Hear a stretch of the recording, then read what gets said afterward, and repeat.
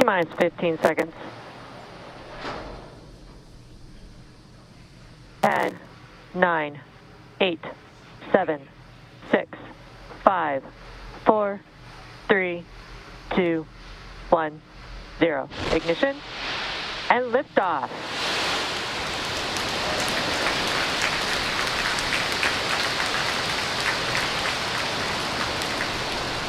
Vehicle is pitching downrange. Stage 1 chamber pressure is nominal.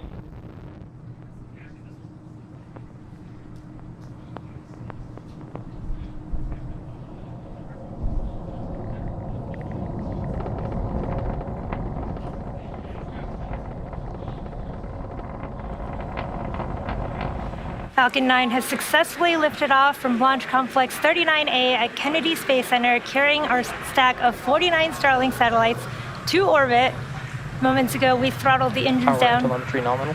in preparation for max Q, or maximum aerodynamic pressure, which will happen here in just a few seconds at T plus 1 minute and 12 seconds. Falcon is supersonic.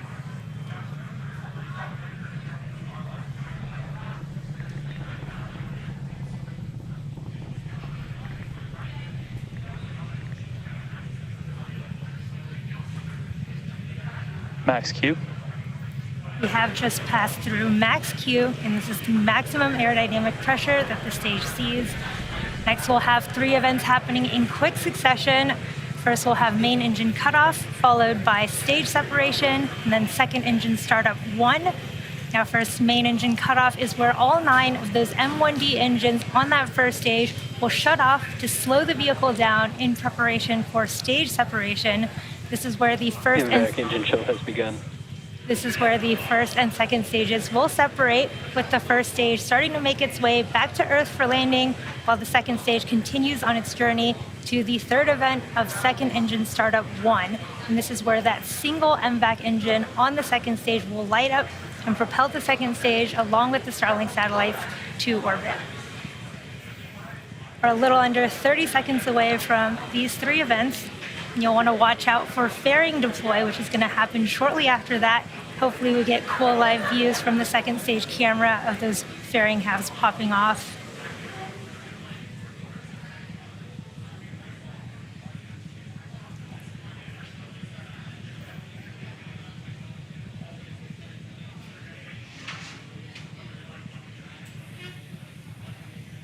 Nico. Stage separation confirmed.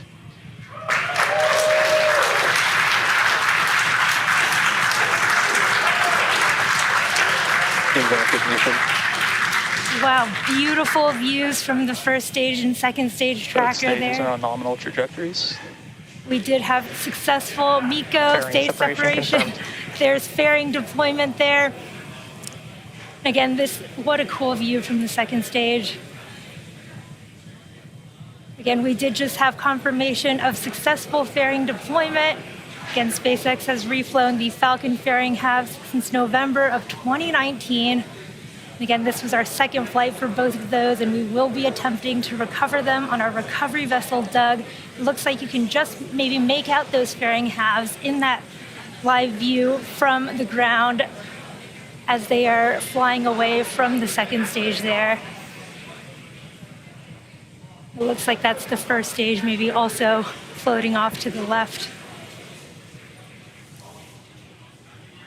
Now, as stage 2 heads towards its targeted drop-off orbit there, stage 1 will execute 2 burns in order to make its way back home to Earth. Now, the first is an entry burn.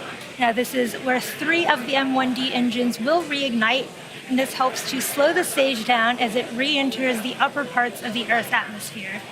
Now, the second burn, of course, is the landing burn, and this is a single engine burn that brings the vehicle speed down rapidly in order to land on the drone ship. Acquisition signal.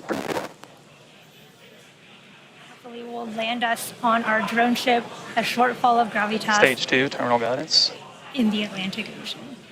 Stage 1, startup.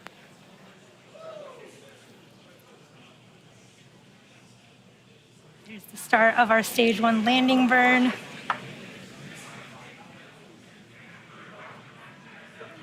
Cool views of the drone ship approaching. Stage 1, landing leg deploy.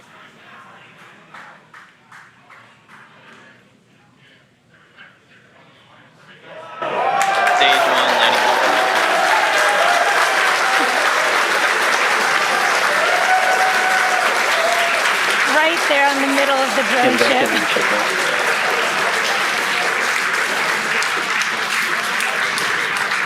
We did just have the 103rd overall successful recovery of our first stage orbital Nominal class orbit rocket. insertion.